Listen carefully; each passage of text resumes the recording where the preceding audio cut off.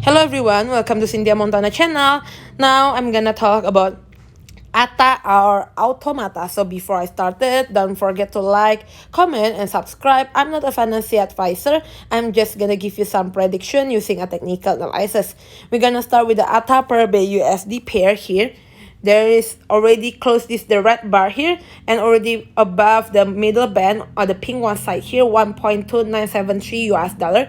Try to push it again to the yellow one side here upper band on the 1.9049 US dollar, right? But still far away to go that point to close this green bar first. And then the next move is the moving average is already crossed between the moving average 7 and the moving average 25.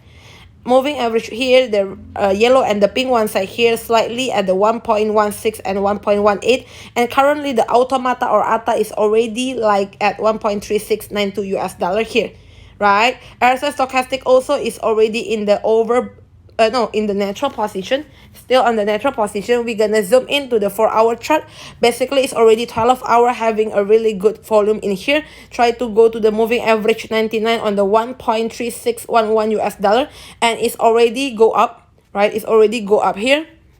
When looking on the Bollinger Band, it's already above all of the Bollinger Band here. It's already above the upper band on the 1.3018. If they go down, I think it should be go to like 2 or 3 days. And first of all, if you want to entry, then you can entry on the pink side here or the middle band here at the 1.1297 US dollar or below that point on the purple one here 0.9 or at 1, right? For the RSI stochastic, a little bit overbought, but still having an opportunity on the RSI 12 and RSI 24 here, right? Thank you everyone for watching this video. Don't forget to like, comment, and subscribe. Bye bye.